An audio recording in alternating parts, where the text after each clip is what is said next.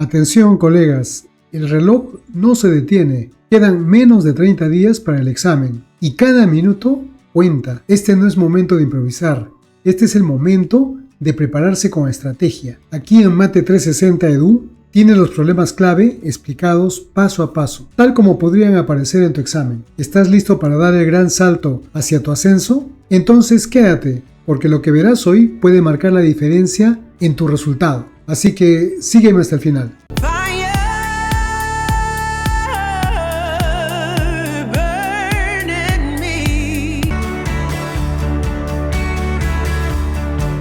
Muy bien, colegas, esta serie de problemas los he escogido porque considero que son importantes para el examen que se nos viene. El propósito del siguiente problema es evaluar la capacidad para relacionar conceptos de área y geometría utilizando el área de una figura dada para encontrar el área de una figura completa, que le llaman la unidad, y luego identificar cuál de las opciones cumple con esa área total. Pero ¿qué es lo que nos dice el problema? Durante una sesión de aprendizaje, un docente muestra a los estudiantes en la pizarra la gráfica de un triángulo rectángulo isósceles, cuyos catetos miden 20 centímetros, y les dice lo siguiente: esta figura, señalando al triángulo, representa un cuarto de una unidad. Luego les pide que determinen cuál puede ser dicha unidad. 3 estudiantes dan su respuesta. ¿Quién responde correctamente? La opción A, Luz dice, la unidad puede ser un cuadrado cuya diagonal mide 40 centímetros. Francisco dice, la unidad puede ser un rombo de 20 centímetros de lado. Y Dora nos dice, la unidad puede ser un triángulo rectángulo de 80 centímetros de cateto. Bien, pero veamos primero qué es lo que el docente les muestra a los estudiantes. Un triángulo rectángulo isósceles, es decir, sus catetos son iguales, 20 centímetros, y que les dice que este triángulo, obviamente se refiere al área, representa un cuarto de una unidad. Pero ¿cuánto es el área de este triángulo? Ya sabemos que el área vendría a ser base por altura entre 2, por lo tanto, el área será de 200 centímetros cuadrados. Pero también nos dice que este triángulo representa un cuarto de una unidad. Entonces, como el área del triángulo es de 200, y es un cuarto de la unidad, obviamente el área que nos están pidiendo es de 800 centímetros cuadrados. Muy bien, ahora vamos a evaluar las alternativas una por una y vamos a ver qué cosa es lo que nos dice primero Luz. Ella nos dice que la unidad puede ser un cuadrado cuya diagonal mide 40 centímetros. Ya, pero ¿qué cosa tiene que ver la diagonal con lo que nos están pidiendo? Primero, hallemos el área del cuadrado. Esta será L por L, es decir, L al cuadrado, pero no es la única forma de representar el área, ¿verdad? ¿Qué tal si lo ponemos en función de la diagonal? Si utilizamos Pitágoras, podemos encontrar una relación entre la diagonal y los lados del cuadrado. No le sacamos raíz porque necesitamos L al cuadrado. Por lo tanto, el 2 pasa a dividir a D al cuadrado, y nos quedaría que D al cuadrado entre 2 es igual a L al cuadrado. Listo, ya tenemos el área en función a la diagonal. Pero como Luz nos dice que la diagonal mide 40 centímetros, reemplazamos y listo, nos da exactamente lo que nos dice el problema, es decir, que el área al cuadrado es de 800 centímetros cuadrados. Por lo tanto, esta es la solución que estábamos buscando. Bien, pero ¿qué ocurre con las otras alternativas? Veamos la alternativa B. Francisco dice la unidad puede ser un rombo de 20 centímetros de lado. Pero, ¿cuál es el área de un rombo? Esta se puede calcular multiplicando la longitud de las diagonales, la mayor y la menor entre 2. Pero no tenemos las diagonales. O si no, L al cuadrado multiplicado por el seno del ángulo. Francisco nos da el lado del rombo que es de 20 centímetros, pero no conocemos el ángulo. Así que esta respuesta es incorrecta porque el dato es insuficiente para determinar un área única. Y en el caso de Dora, que nos dice que la unidad puede ser un triángulo rectángulo de 80 centímetros, acá el área sería de 3200 centímetros cuadrados, lo cual no cumple con lo que nos dice el problema. Por lo tanto, esta opción tampoco es válida. La respuesta correcta es la A. Bien, colegas, este problema es bastante interesante. El propósito es evaluar la comprensión de la proporcionalidad y la razón de aspecto en una aplicación geométrica, específicamente en el estándar de tamaños del papel DIN 476. El problema dice, en 1922 se estableció la norma DIN 476 estandarizó los tamaños de papel a ser adoptados por la industria. El sistema DIN determinó 3 series básicas, A, B y C. En todas estas se cumple que hay una razón constante entre largo y ancho de cada tipo de hoja. Así, en la serie A, se cumple que al cortar la hoja por la mitad del lado más largo, cada una de sus mitades se convierte en el siguiente formato de la serie. Es decir, al cortar por la mitad una hoja del tipo A0, se obtienen 2 hojas del tipo A1. Al cortar por la mitad una hoja del tipo A1, se obtienen 2 hojas del tipo A2. Y así sucesivamente, tal como se observa en la imagen. ¿Cuál es la razón entre la medida de largo y la medida del ancho de cada formato de hoja? Muy bien, colegas, para poder resolver este problema, usemos un enfoque algebraico y uno geométrico. Pero primero veamos la figura. La razón que estamos buscando es largo entre ancho. El largo en la figura A0 lo estamos representando con la letra L y el ancho en W. Al cortarlo por la mitad se va a generar una hoja A1, bueno, 2 realmente, pero solamente analicemos una de ellas, en donde el largo de la primera, es decir, de A0, se va a convertir ahora en el ancho de A1, que será la mitad, es decir, L medios. Y el ancho de A0 ahora se va a convertir en el largo de A1, pero no va a variar, sigue siendo W, ¿verdad? Ahora analicemos las dimensiones de la hoja A1. La clave del sistema DIN-A es que la razón de aspecto se mantiene constante en todos los formatos. Esto significa que la razón de largo al ancho de la hoja A0 debe ser igual a la razón de largo al ancho de la hoja A1. Pero como esta razón tiene que ser constante, por lo tanto, la razón de A0 y la razón de A1 deben ser iguales. Ahora vamos a resolver la ecuación para encontrar la razón L entre W. El 2 pasa a multiplicar a W en el lado derecho y ahora despejando las variables obtenemos lo siguiente. Las variables resultan elevadas al cuadrado y de una vez solucionamos y encontramos que la relación L entre W es igual a la raíz de 2. Muy bien, ahora sí, vamos a analizar las alternativas. Bien, ya no hay mucho que decir, ¿verdad? La opción A y la opción B son incorrectas. Y la opción C, esta razón es la que asegura que al cortar una hoja por la mitad, las dos mitades resultantes mantengan la misma proporción que la hoja original. Interesante, ¿verdad? Muy bien, colegas, llegamos a este problema, pero ¿qué tal? Si les está gustando este video, no dejen por favor de suscribirse porque de esa manera me ayudan a poder seguir subiendo más videos que les pueda ser útil para el día del examen. El propósito de este problema es evaluar la capacidad de los estudiantes para razonar matemáticamente sobre propiedades de los números. Pero veamos qué es lo que nos dice. Un docente propone a los estudiantes la siguiente tarea. Si n es un número natural, los números de la forma 2n-1 al cuadrado son múltiplos de 2. Justifica tu respuesta. 3 estudiantes coinciden en que los números de la forma 2n-1 al cuadrado no son múltiplos de 2, pero brindan diferentes justificaciones. ¿Cuál de estas justificaciones es correcta? La opción A nos dice no son múltiplos de 2 porque los números de la forma 2n-1 todo al cuadrado son múltiplos de 9. Esto es debido a que si en 2n-1 al cuadrado se reemplaza n igual a 2, lo que se obtiene es 9. La opción B, no son múltiplos de 2 porque al desarrollar el cuadrado de dicho binomio se obtiene 4n cuadrado menos 4n más 1, que es equivalente a 4n que multiplica a n-1 más 1. Como 4n por n-1 es un múltiplo de 4, entonces, al sumarle 1 será un múltiplo de 5. Y la opción C nos dice no son múltiplos de 2 porque si lo fueran, entonces los números de la forma 2n-1 tendrían que ser también múltiplos de 2.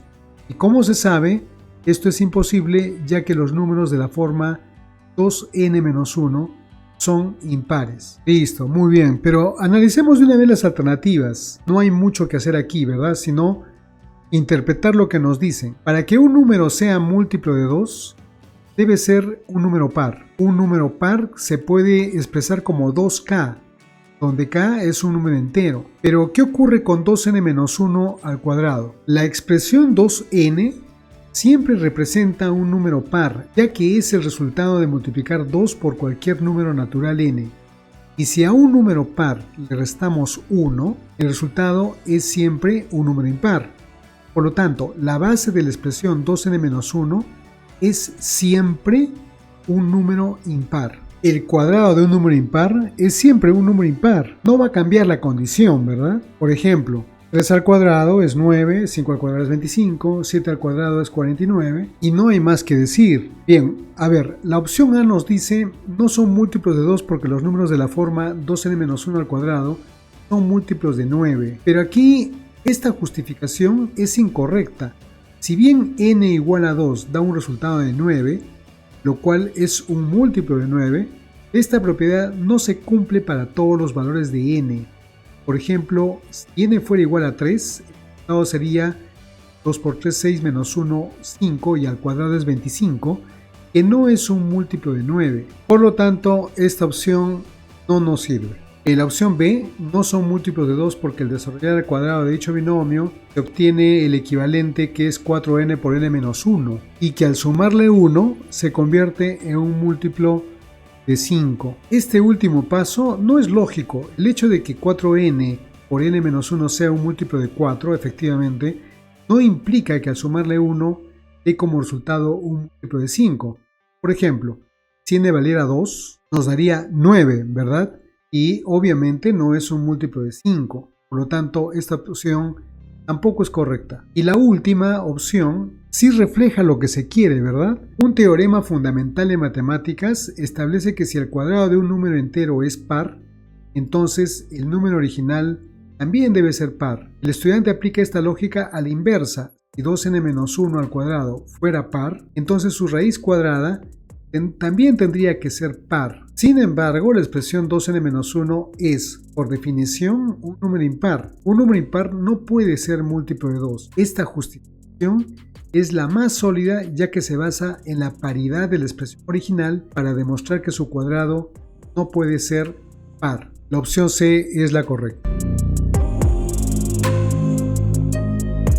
Bien, colegas, este otro problema busca evaluar la capacidad para resolver un problema de porcentaje en un contexto financiero, dando una ecuación para encontrar un valor desconocido, que vendría a ser cuota fija. Mario consiguió un préstamo para comprar una casa. Él paga una cuota fija mensual. En caso de atraso, le cobran una penalidad. Cierto mes, Mario se atrasó en el pago de la cuota y le cobraron adicionalmente como penalidad el 5% de la cuota. Por tal motivo, en total pagó 2.100 soles en dicho mes. ¿Cuánto es el monto que corresponde a la cuota fija mensual? Muy bien, colegas, este problema es bastante sencillo, ¿verdad?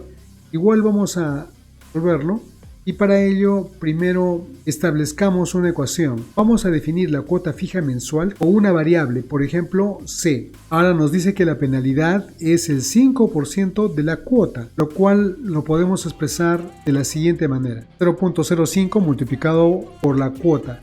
El pago total es la suma de la cuota fija y la penalidad, y eso tiene que ser igual a 2.100. Muy bien, y ahora resolvemos y nos da que la cuota es de 2.000 soles. Ahora veamos las alternativas. Es igual a la opción B. Las opciones A y C quedan descartadas, ¿verdad? Bien, no hay mucho que decir aquí. La respuesta es la opción B.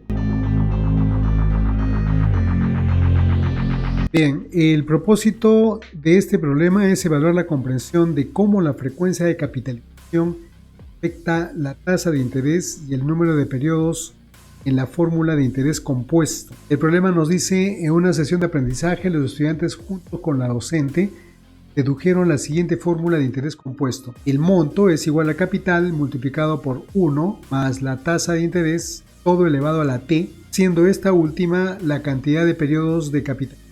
Durante la sesión, la docente planteó a los estudiantes el siguiente problema. Una entidad bancaria ofrece una tasa de interés del 6% anual, capitalizable anualmente.